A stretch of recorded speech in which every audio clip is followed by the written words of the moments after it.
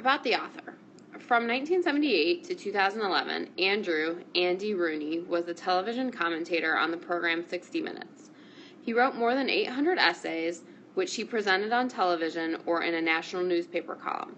His essays, which are sometimes humorous and sometimes controversial, earned him 3 Emmy Awards. America, the Not So Beautiful by Andrew A. Rooney. Next to saving stuff I don't need, the thing I like to do best is throw it away. My idea of a good time is to load up the back of the car with junk on a Saturday morning and take it to the dump. There's something satisfying about discarding almost anything. Throwing things out is the American way. We don't know how to fix anything, and anyone who does know how is too busy to come, so we throw it away and buy a new one. Our economy depends on us doing that. The trouble with throwing things away is there's no away left. Sometime around the year 500 BC, the Greeks in Athens passed a law prohibiting people from throwing their garbage in the street. This Greek law was the first recognition by civilized people that throwing things away was a problem.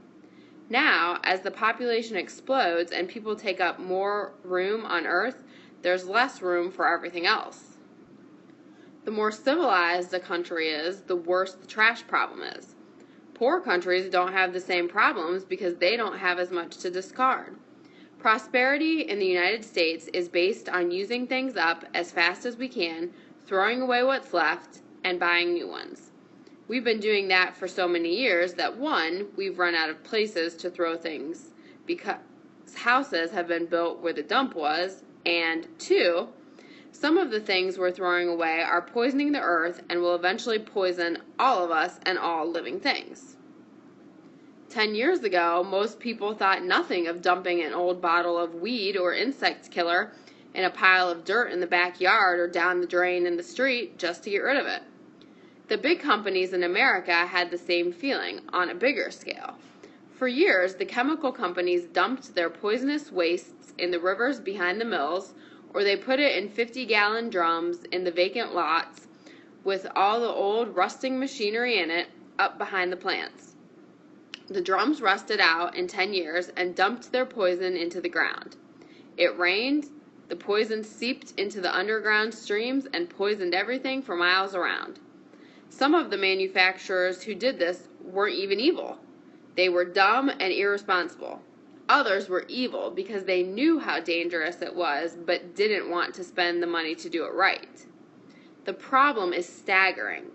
I often think of it when I go into the hardware store or Sears Roebuck and see shelves full of poison.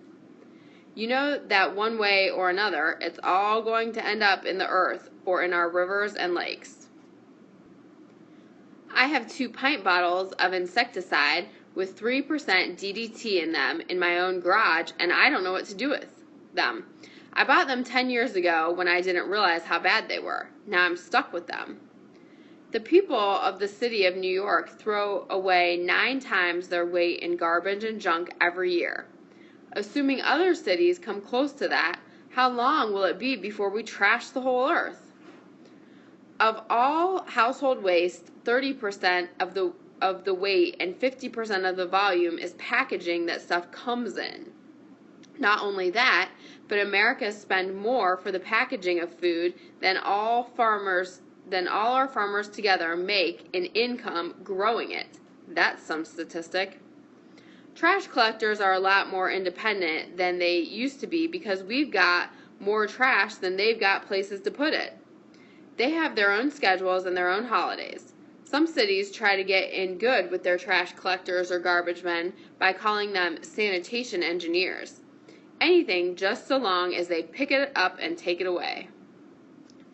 We often call the dump the landfill now, too. I never understood why land has to be filled, but that's what it's called. If you're a little valley just outside town and you have to be careful, or the first thing you know, you'll be getting filled. If 5 billion people had been living on Earth for the past 1,000 years, as they have been in the past year, the planet would be nothing but one giant landfill, and we'd have turned America the Beautiful into one huge landfill. The best solution may be for us all to pack up, board a spaceship, and move out. If Mars is habitable, everyone on Earth can abandon this planet we've trashed, move to Mars, and start trashing that.